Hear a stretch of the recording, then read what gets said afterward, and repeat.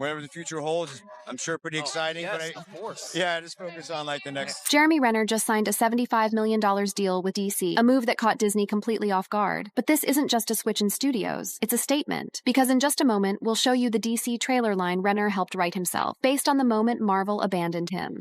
Jeremy Renner breaks silence. Jeremy Renner just took a blowtorch to Hollywood's status quo, in a move no one saw coming. Not his fans, not his Marvel co-stars, and definitely not the suits at Disney. Renner has inked a jaw-dropping $75 million multi-film deal with DC Studios. And it wasn't just about the money. This was personal. According to multiple sources close to the actor, this wasn't just a career pivot. It was revenge. Revenge for how he was sidelined, undervalued, and, in his own words, left behind after nearly losing his life in that horrific snowplow accident. I'd do it again. You'd do it again? Yeah, I'd do it again. And now he's the cornerstone of James Gunn's next phase of the DC universe. This is one of the most brutal betrayals in Hollywood franchise history. And Disney, let's just say insiders are calling this their Robert Downey Jr. moment, in reverse. But the most shocking part? In an interview, he finally breaks his silence. He speaks publicly for the first time about what really happened after the accident, about how certain friends went silent, how certain studios stopped returning calls, how Marvel, the studio he'd helped launch into box office supremacy, ghosted him while he was fighting for his life. This $75 million deal with DC is the result of years of quiet disrespect, and one studio finally offering him what the other refused: a second chance, a starring role, and respect. People need to suffer. It is an actual requirement of life. Jeremy Renner wasn't just another Marvel sidekick. He was Hawkeye, one of the original 6 Avengers, the everyman who held his own alongside gods, monsters, and billionaires. And despite never getting the spotlight of a solo film until Disney's Hawkeye series in 2021, Renner consistently delivered heart, grit, and humanity to the franchise. But when the cameras turned off, so did the support. In January 2023, Renner was crushed under a 14,000-pound snowplow while trying to save his nephew, an act of real-life heroism that nearly ended his life. He broke over 30 bones, collapsed a lung, and was in critical condition for weeks. For most of us, this would have been the end of the road. But Renner clawed his way back through months of grueling rehab. And yet during that time, one of the biggest studios in the world, the one he helped turn into a billion-dollar juggernaut, said nothing. As reported by Puck News, Disney didn't even send flowers. Let that sink in. No calls, no press release, no visible support from Kevin Feige. Even his supposed co-stars, the so-called family from the MCU, were largely silent publicly. No hashtags, no posts, nothing.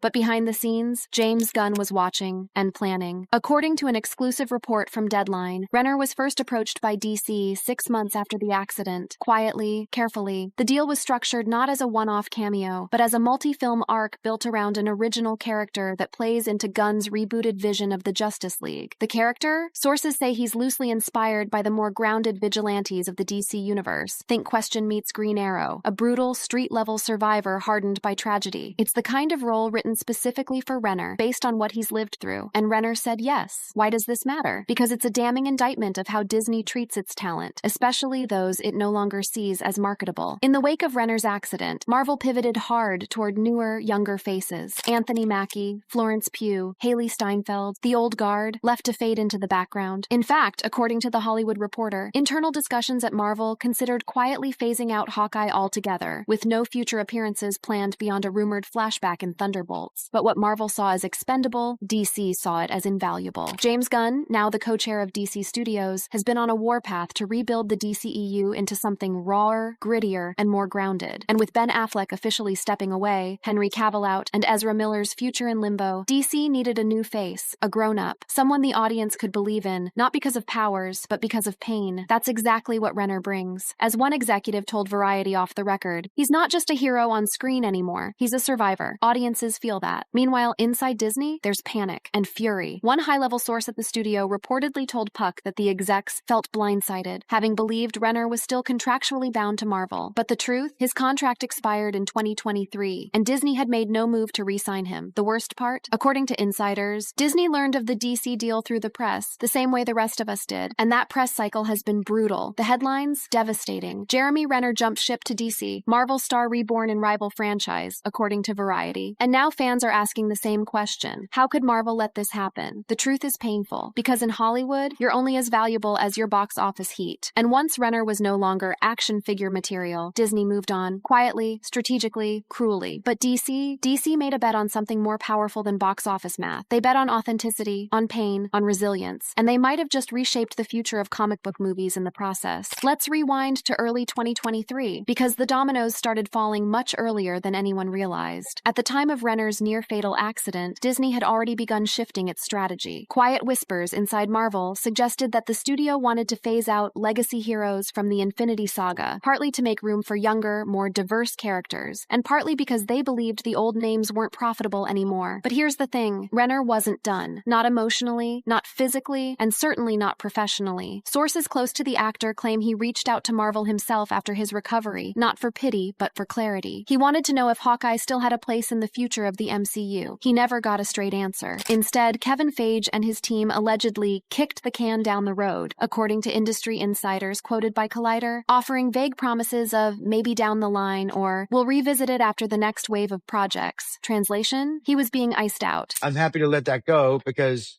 my body's probably thanking me, time and time again that I'm not doing it right now. And while Renner was healing, Disney was busy recasting, rebranding, rewriting. They positioned Haley Steinfeld's Kate Bishop as the new Hawkeye in the Disney Plus show, despite lukewarm reviews and a Rotten Tomatoes score of 62% that reflected what fans were feeling. No one was ready to say goodbye to the original, but Disney didn't care. They had their roadmap, and Jeremy Renner was no longer on it. Meanwhile, over at Warner Bros., a seismic change was underway. In October 2022, James Gunn and Peter Safran were appointed co-CEOs of DC Studios, tasked with rebooting the fractured, failed DCEU into something coherent, marketable, and emotionally gripping. And unlike Marvel's boardroom approach, Gunn's leadership was personal, passionate, intimate. He wasn't looking for flashy names or guaranteed blockbusters. He was looking for stories with soul. And Renner was perfect. He had the real-world scars, the emotional baggage, the built-in fan base, and the kind of gritty, bruised authenticity Gunn craved for the new DC tone. By August 2023, Gunn had reached out personally. According to an exclusive Variety report, the two met privately in LA. No agents, no publicists, just two storytellers talking second chances. 1 month later, Renner had a script in hand. So what is this $75 million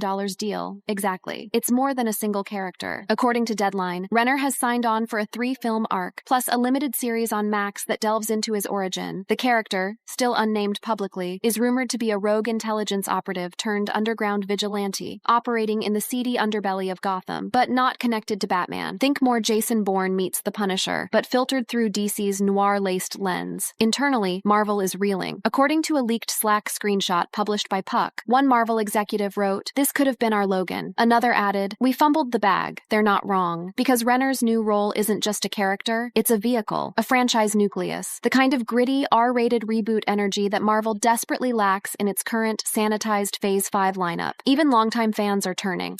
Inside the betrayal.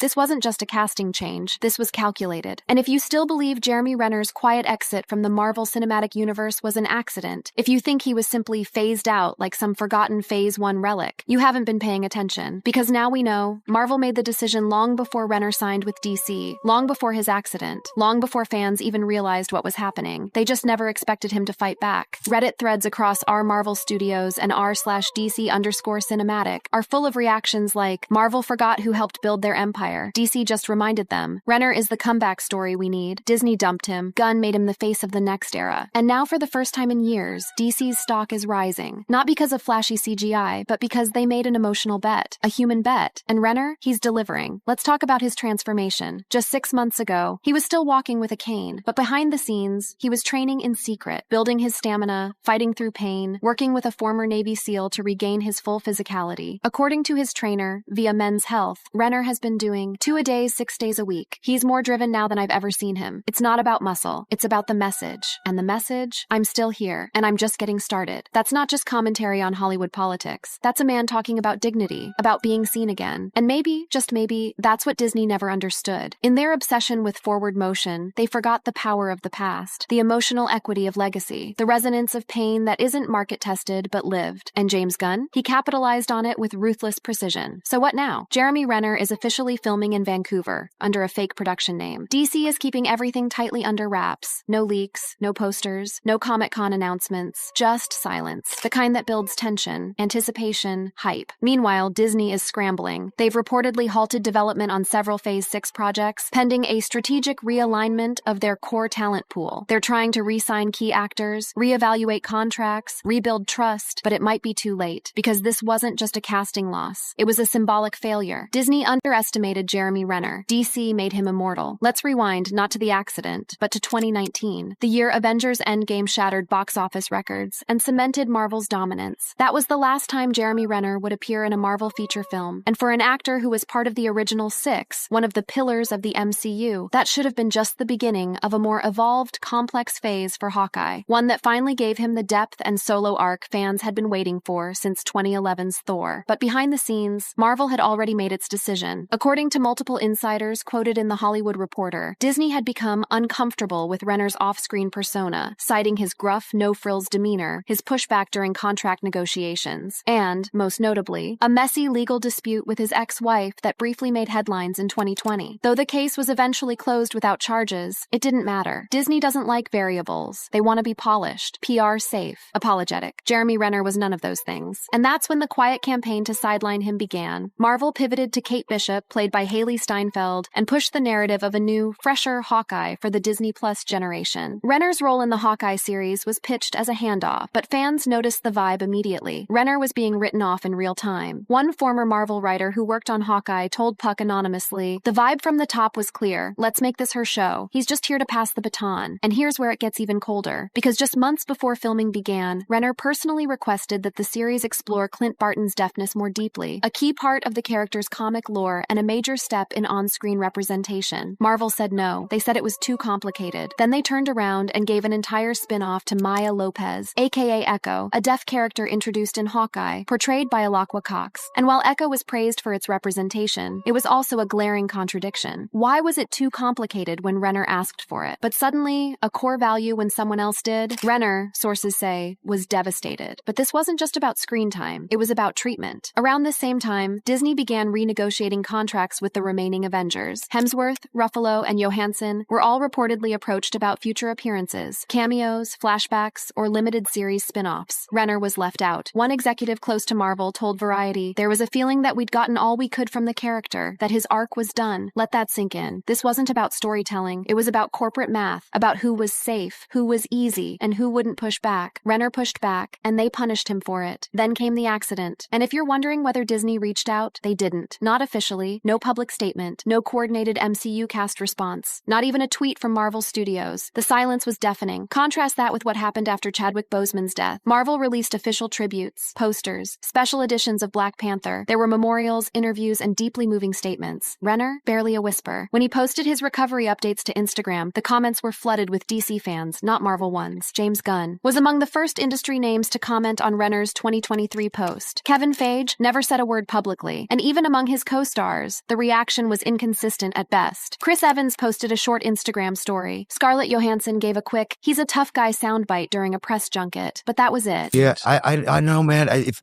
you need people around, you need a support system.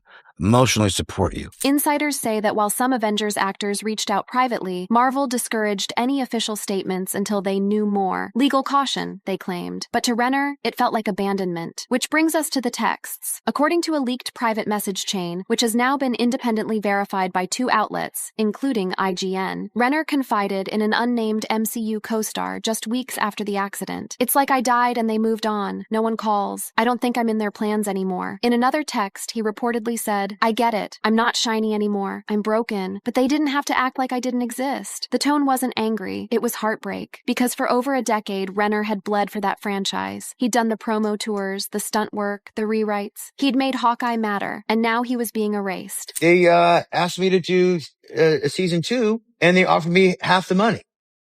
I'm like, wow, it's going to take me twice the amount of work for half the amount of money.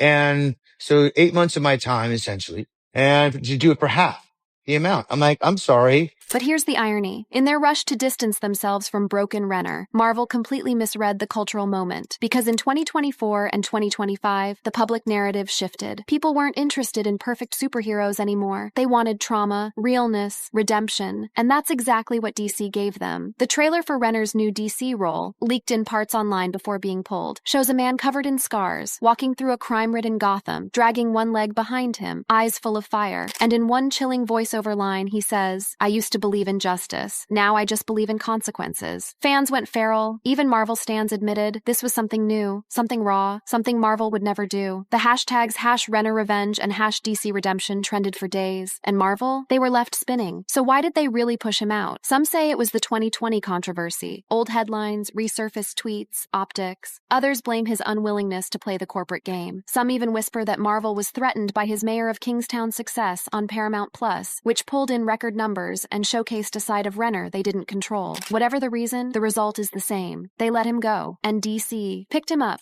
Fallout begins. The silence at Disney HQ is over, and what came next wasn't damage control. It was full-on panic. Because once Jeremy Renner's $75 million DC deal went public, once Variety, Deadline, and IGN began reporting that Warner Brothers had just poached one of Marvel's original Avengers, the story blew up. This wasn't a casting update. It was a declaration of war, and the fallout came fast. Within 48 hours of the announcement, internal emails began flying inside Disney's Burbank offices. According to a leaked memo first obtained by Puck, Marvel Studios President Kevin Feige called an emergency offsite to reassess public-facing legacy character strategy. Translation? They were caught flat-footed, and the optics were devastating. Jeremy Renner, once considered too broken, too bruised, too much of a liability, was now the face of DC's rebooted universe. A man they let walk away is now the center of their competitors' comeback. And Disney? They're livid. Let's start with the financial angle, because this isn't just a PR nightmare. It's a content war. Within a week of Renner's DC casting, Warner Brothers Discovery stock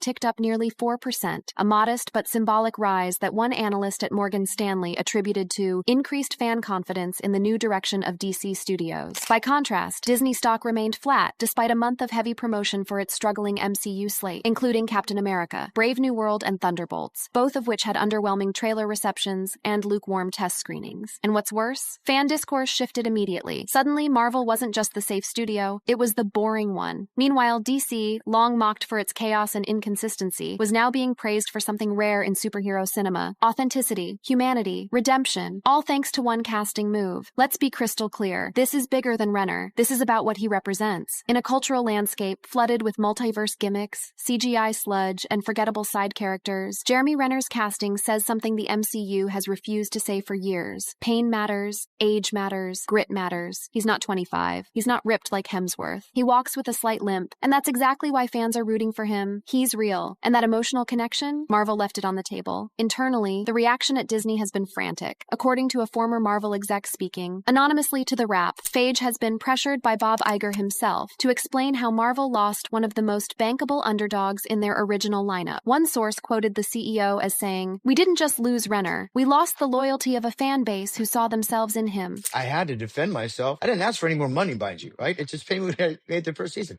So it was a little disheartening that didn't happen, but that's fine. In the days following the announcement, Marvel's marketing teams were told to immediately pivot promotional strategies. Report: DC isn't just building a single franchise around Renner, they're building a new universe. According to a bombshell exclusive from Collider, James Gunn's rebooted Justice League won't center around Superman or Batman at first. It will start with a survivor-led resistance, featuring lesser-known heroes traumatized by a multiversal collapse. And guess who leads it? Renner's character, codename Spectre. One insider describes the character as a survivor of government betrayal, deep trauma, and public shame. He's been erased from history, but he's coming back with nothing to lose. Sound familiar? It should, because it's basically Jeremy Renner's life story turned into fiction. And Gunn didn't cast him in spite of his accident. He cast him because of it. That's not just smart storytelling. That's savage strategy. And Disney never saw it coming. Not a caped crusader, not a god. A former intelligence operative who lost everything and now operates in the shadows, gathering broken heroes for a war they already lost once. Think Children of Men meets The Dark Knight Returns. returns, and Gunn isn't shy about it. In a cryptic tweet just hours after the deal broke, he posted an image of Renner, bruised and bloodied, alongside the caption, "The past is prologue. The real fight begins now." But it gets even more brutal for Disney, because buried deep in Renner's new DC contract is a clause confirmed by both Deadline and IGN, which includes a non-return clause to Marvel-related IPs for a minimum of 5 years. That means no flashbacks, no cameos, no nostalgic Avengers reunion in Secret Wars. Marvel is now locked out of its own legacy, and it gets worse, because industry insiders say Renner had no intention of including such a clause until he learned Disney was preparing to use an AI-generated de-aged version of Clint Barton for upcoming projects. That's right, Marvel allegedly toyed with the idea of digitally reviving Hawkeye without Renner. Once he found out, he took it personally. And what's Disney's defense? So far, none. No official statement, no rebuttal, no clarification. Kevin Feige, the once untouchable architect of the MCU, hasn't been seen publicly in weeks. His mysterious absence at a recent Disney shareholders summit, a high-stakes event where Marvel's upcoming slate was being unveiled, and didn't go unnoticed. Eyebrows were raised, whispers began, especially after insiders confirmed that multiple shareholders voiced direct concerns about the Jeremy Renner backlash during the Quanda session. And while Marvel scrambles behind closed doors, James Gunn is doing the opposite. He's everywhere, tweeting, teasing, laying narrative breadcrumbs across platforms like a man on a mission. He's not just rebuilding DC, he's redefining it. Insiders are calling this moment the beginning of DC's salvage era. But let's be clear, this isn't some corporate rebrand, it's a resurrection. And at the center of that resurrection, Jeremy Renner, the very man Disney let fade into the background after his accident, the same man they didn't think the public would rally behind. They were wrong. Renner is now the heartbeat of DC's comeback strategy. So what happens next? According to reports, DC will debut the first official teaser at the upcoming Fandom event, already in post-production. Filming for Spectre War Journal is slated to begin this fall. That film, in turn, will lead directly into Justice League, Shattered Realms, currently locked for a 2026 release. Marvel is stalling, DC is moving, and for the first time in a decade, the tables are turning. As for Renner, he's back in full action shape, reportedly doing 80% of his own stunts and serving as an executive producer on the series, a first in his career. And perhaps most importantly, he's writing part of the second film's script. That's right. The actor, once told he was too complicated to center a narrative around, is now shaping one of the biggest narratives in comic book history. Final question. Can Disney recover? Maybe, but not without a reckoning. Not without confronting the quiet erosion that's been happening for years beneath the glossy surface. This isn't just a hiccup in casting or a fluke in fandom response. It's a crack in the foundation. A system built on control, formulas, and calculated optimism is now colliding with a generation that craves authenticity. Disney sidelined risk. It prioritized clean arcs over complicated truths, sidelining veterans who carried emotional weight in favor of safe bets and social media metrics. But Jeremy Renner's rise, not as a flawless hero, but as a bruised, broken, still-standing survivor, exposed the flaw in that logic. This wasn't a studio misstep. It was a wake-up call. Audiences are evolving. Those stories must too. And that real loyalty isn't built on branding. It's earned through vulnerability. Renner didn't come back with fanfare. He came back with honesty. And that honesty resonated deeper than any billion-dollar box office ever could. Well, that's it for this video. But don't go anywhere because we got plenty more heat for you. Just tap any of the cards on your screen right now and keep it locked. A full-scale rebellion is brewing behind the scenes at Marvel as stars declare war on Disney CEO Bob Iger. Jeremy Renner's explosive rejection of Disney's insult offer is just the beginning. I'm like, wow, it's going to take me twice the amount of work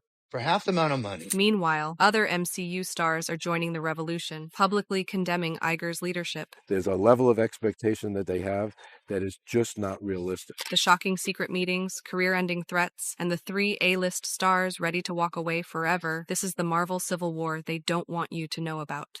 The shocking revelation. Jeremy Renner's insulting offer.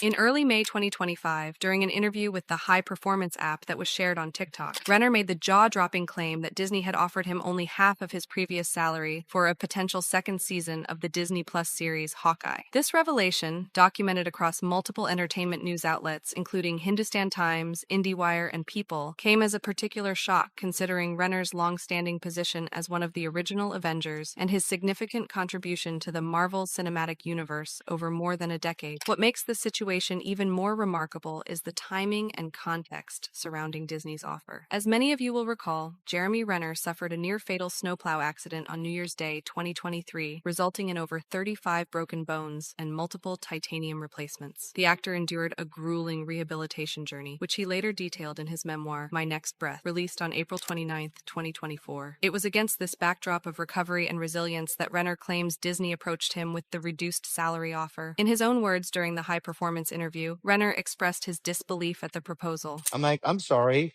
Why? Did you think I'm only half the Jeremy because I got ran over?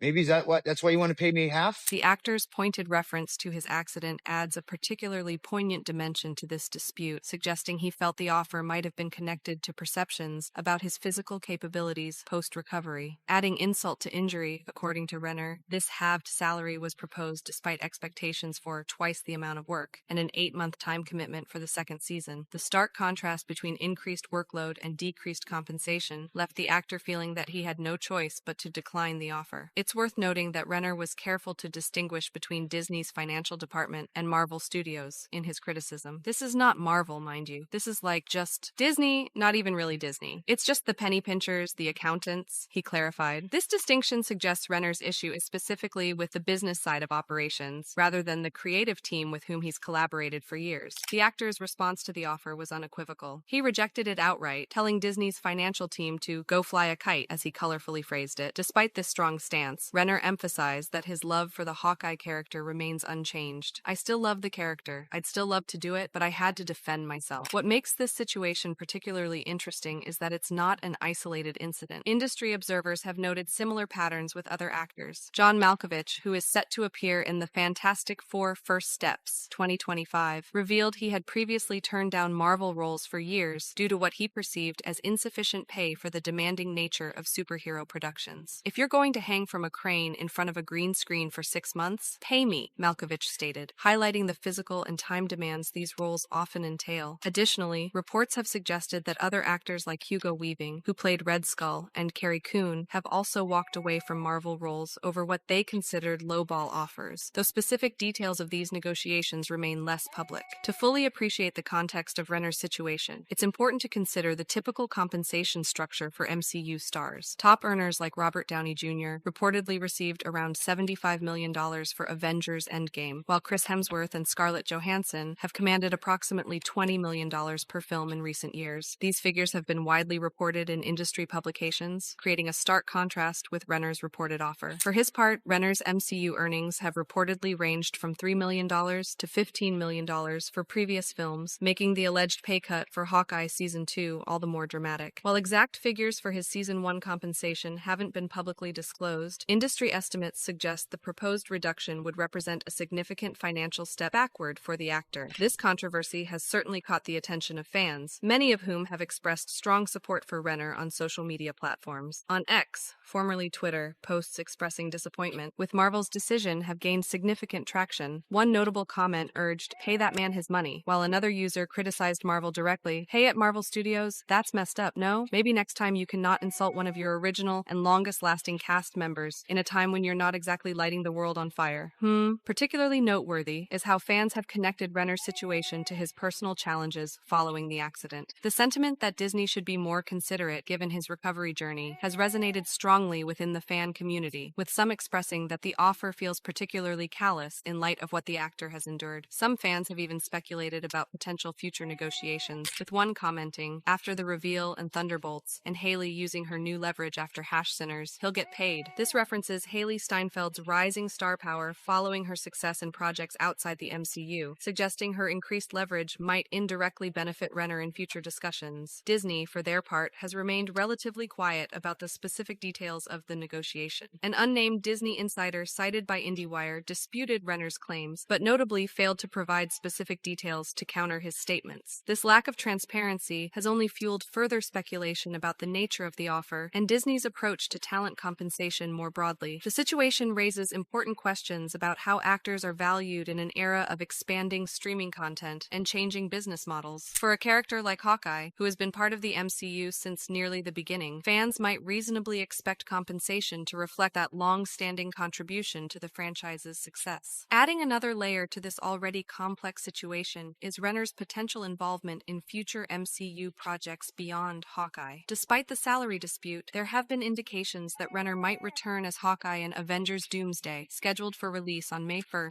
2026. In an August 2024 interview, Renner hinted at his involvement, stating he is really excited and thinks he'll probably be doing it. This suggests that while the Hawkeye series negotiations have reached an impasse, doors remain open for Renner's return in other capacities. Production on Avengers Doomsday reportedly began in April 2025, with a cast including Chris Hemsworth as Thor, Vanessa Kirby as Sue Storm, Invisible Woman, and Anthony Mackie as Sam Wilson, Captain America, among others. So what does the future hold for Hawkeye in the MCU if Jeremy Renner were to permanently step away? The most likely scenario would see Kate Bishop, played by Haley Steinfeld, continuing the Hawkeye legacy. The Hawkeye series already established her as Clint Barton's protege, creating a natural transition path. Marvel could focus on developing new storylines for Kate, possibly incorporating her into projects like Young Avengers, which has been rumored to be in development. Such a transition would align with Marvel's broader strategy of introducing younger heroes and passing mantles to new characters, as seen with Anthony Mackie taking over as Captain America from Chris Evans. However, Renner's departure would unquestionably represent a significant loss for the franchise, given his long tenure and the fan attachment to his portrayal. As we continue to monitor this developing story, it's clear that the relationship between major studios and their talent remains a delicate balance of creative partnership and business negotiation.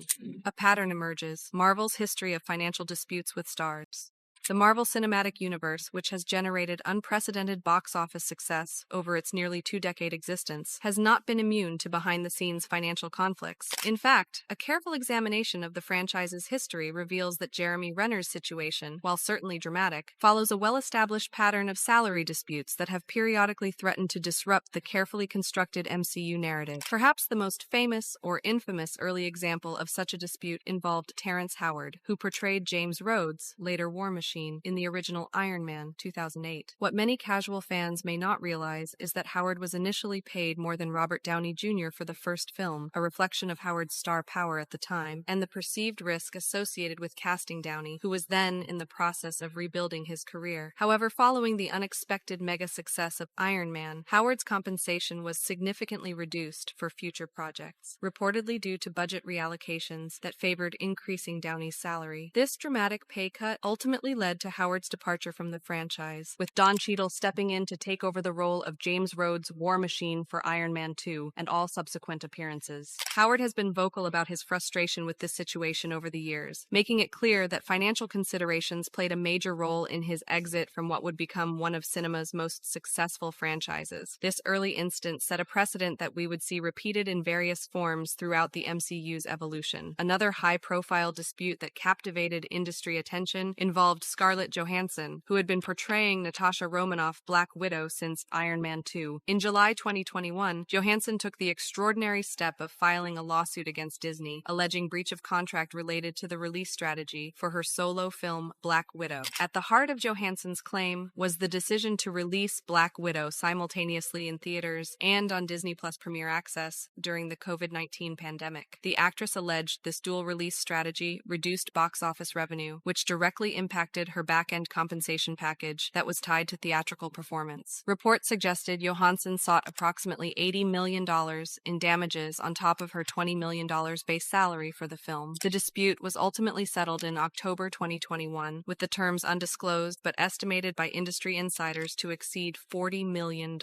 While the specific circumstances of Johansson's case differ from Renner's current situation, both illustrate the ongoing tension between talent compensation and evolving business models in the entertainment industry, particularly as streaming has disrupted traditional revenue streams. Perhaps the most directly comparable precedent to the current Renner situation occurred following the monumental success of The Avengers 2012, which grossed over $1.5 billion worldwide and cemented the MCU as a box office juggernaut. Reports from 2013 indicated that several key Avengers actors, including Chris Hemsworth, Thor, and Chris Evans, Captain America, found themselves in contentious negotiations with Marvel over compensation compensation for future appearances. These actors had signed what were later characterized as ungenerous contracts early in the MCU's development before its financial success was assured. As the franchise grew exponentially in value, negotiations became increasingly tense. Marvel reportedly offered to triple Chris Hemsworth's contract, though they were not contractually obligated to do so in recognition of his growing importance to the franchise. Robert Downey Jr., who had shrewdly negotiated a percentage of profits rather than just a flat fee for his later appearances, leveraged his position as the MCU's center of gravity to secure increasingly substantial deals, reportedly earning around $75 million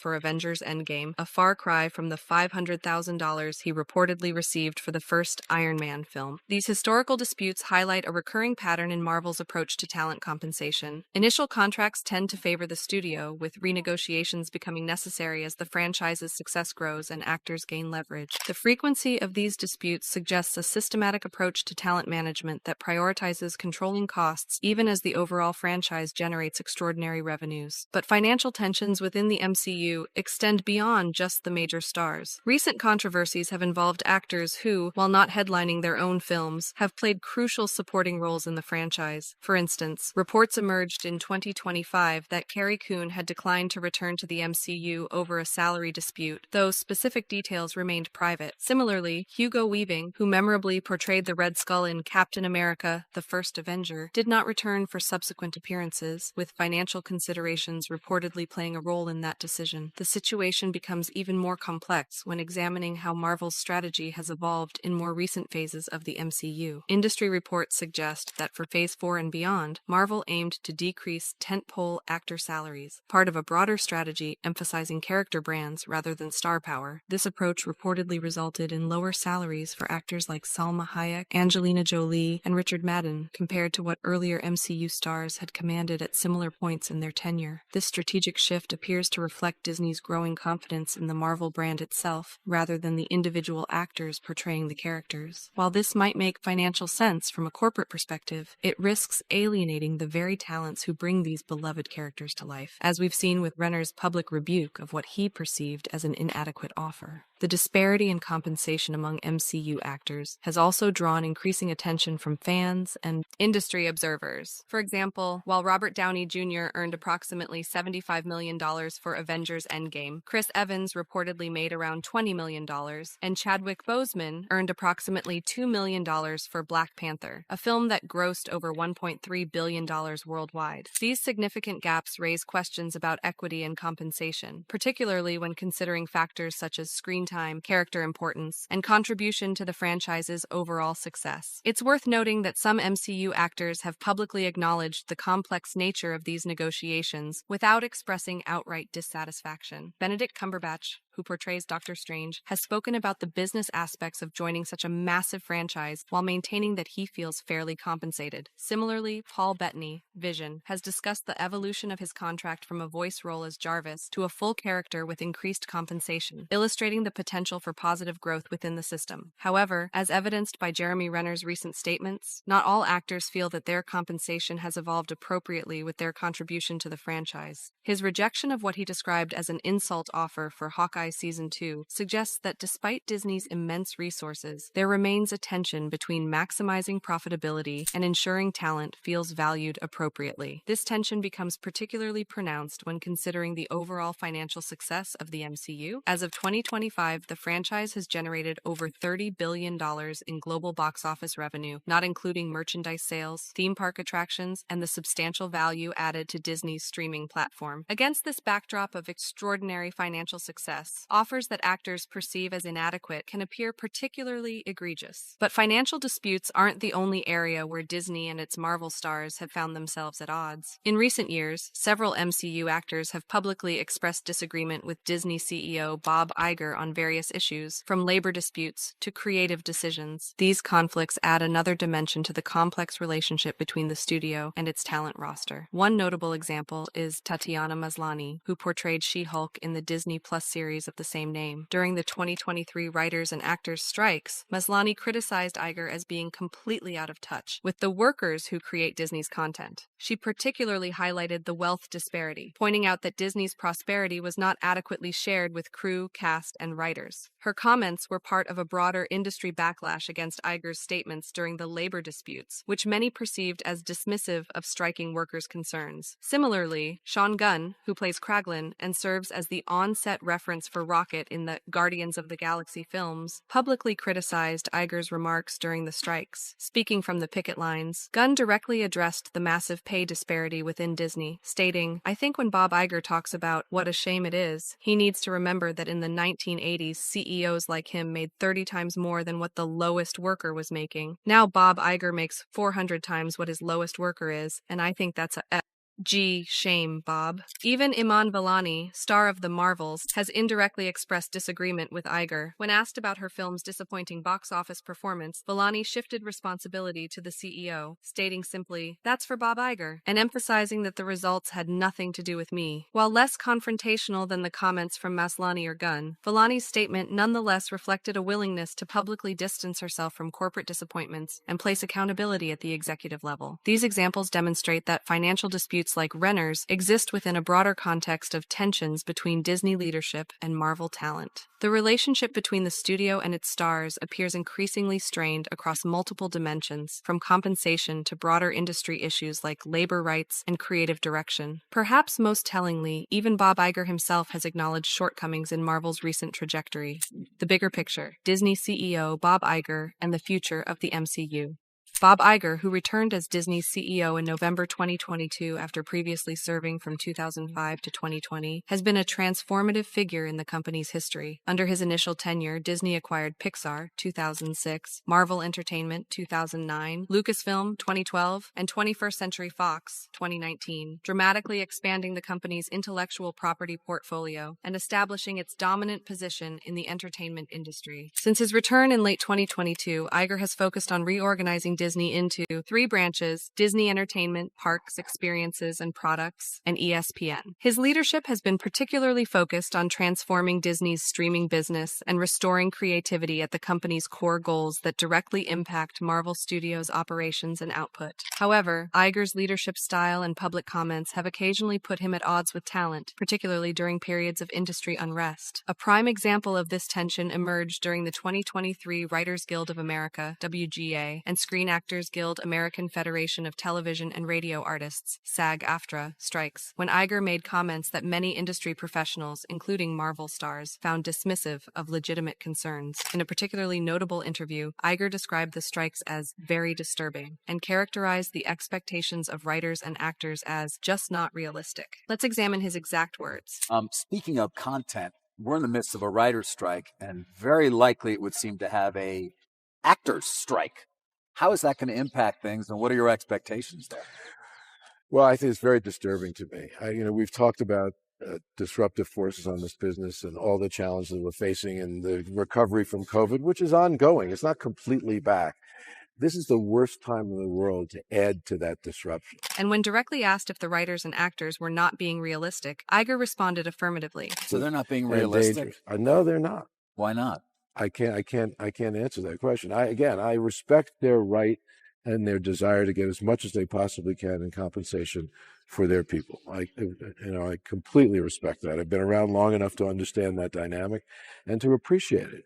But you also have to be realistic about the business environment and what this business can deliver. These comments sparked immediate backlash from many in the entertainment industry, including several Marvel stars. As mentioned earlier, Tatiana Maslany, who portrays She-Hulk, criticized Iger as completely out of touch with the workers who create Disney's content, while Sean Gunn highlighted the 400-to-1 pay disparity between Iger and Disney's lowest-paid workers. The strikes eventually concluded with new agreements that addressed many of the union's concerns, including protections against AI usage and improved streaming residuals. However, Iger's comments during this period created lasting tension between Disney leadership and the creative community, including many Marvel actors who participated in the strikes. This backdrop of labor disputes provides important context for understanding Jeremy Renner's salary negotiation. While Renner's situation predates the 2023 strikes, it reflects similar concerns about fair fair compensation in an evolving entertainment, a landscape. Renner specifically pointed to Disney's penny pinchers rather than Marvel Studios as the source of his frustration, suggesting that financial decisions at the corporate level are creating friction with talent. Beyond labor disputes, Iger has also made comments about Marvel's content strategy that have raised eyebrows among fans and industry observers. In December 2023, he suggested that the substance of MCU stories was partly to blame for box office struggles, particularly emphasizing what he perceived as too much focus on messages rather than entertainment. These comments drew criticism from creative figures like Peter Ramsey, co-director of Spider-Man Into the Spider-Verse, who defended the Marvels against Iger's implications. Fan discussions on platforms like Reddit also pushed back against Iger's framing, with many arguing that quality storytelling rather than ideological messaging was the primary concern for audiences. More recently, in February 2024, Iger outlined a plan to focus on larger MCU franchises as a strategy to save the superhero universe, indicating a potential shift toward more established characters and properties. This direction might have implications for newer characters and more experimental projects, potentially affecting the MCU's diversity of storytelling. Against this backdrop of strategic shifts and public statements, Disney's offer to Jeremy Renner takes on additional significance. Offering half the previous salary to an original Avenger could be interpreted as part of a broader strategy to reduce talent costs, particularly for Disney Plus productions. If true, this would align with reports that Marvel has been aiming to decrease tentpole actor salaries in Phase 4 and beyond. But while cost control might make sense from a pure business perspective, it risks alienating the very talent that has made the MCU successful. Fan reactions to Renner's revelation have been overwhelmingly supportive of the actor, with many expressing disappointment in Disney's approach. Comments on social media posts reporting the dispute show strong sentiment in Renner's favor, with users urging Disney to pay that man his money and criticizing the studio for what they perceive as disrespect toward an original Avenger. The timing of the offer is particularly notable given Renner's recovery from his near-fatal accident. Many fans have pointed out that offering a reduced salary to an actor who has endured significant physical trauma seems especially tone-deaf. As one ex-user commented, disappointing that Disney won't pay an OG Avenger to return, especially after what he's gone through to get back to acting. This brings us to the crucial question: what could these disputes mean for the future of the MCU? Several potential impacts are worth considering. First, there's the immediate question of Hawkeye's future in the franchise. If Jeremy Renner permanently steps away due to compensation disagreements, the most likely scenario would see Kate Bishop, Haley Steinfeld, continuing the Hawkeye legacy. The Disney Plus series already established her as Clint Barton's protege, creating a natural transition. Marvel could focus on developing new storylines for Kate, possibly incorporating her into projects like Young Avengers, which has been rumored to be in development. Such a transition would align with Marvel's broader strategy of introducing younger heroes and passing mantles to new characters, as seen with Anthony Mackie taking over as Captain America from Chris Evans. However, Renner's departure would unquestionably represent a significant loss for the franchise, given his long tenure and the fan attachment to his portrayal. If Renner were to leave, Marvel would miss his experience and depth as an actor who has portrayed Hawkeye for over a decade. His depiction of Clint Barton as a relatable, grounded hero with a family life has added valuable contrast to the more fantastical elements of the MCU. Additionally, his established chemistry with other Avengers actors has contributed significantly to the ensemble dynamic that has been central to the franchise's success. However, there are indications that despite the Hawkeye series dispute, Renner may still be involved in other MCU projects. As mentioned earlier, he has hinted at appearing in Avengers Doomsday, scheduled for release on May 1st, 2026. This suggests that while television negotiations have reached an impasse, his character might continue to appear in theatrical releases. Beyond the specific issue of Hawkeye's future, these disputes highlight broader challenges facing the MCU as it navigates its second decade. The franchise is currently in a period of transition, with many original stars having departed or taking on reduced roles. This creates a delicate balance between honoring legacy characters and establishing new ones, a balance that could be disrupted by contentious salary negotiations with veteran actors. For more content like this, click on the videos showing on your screen now.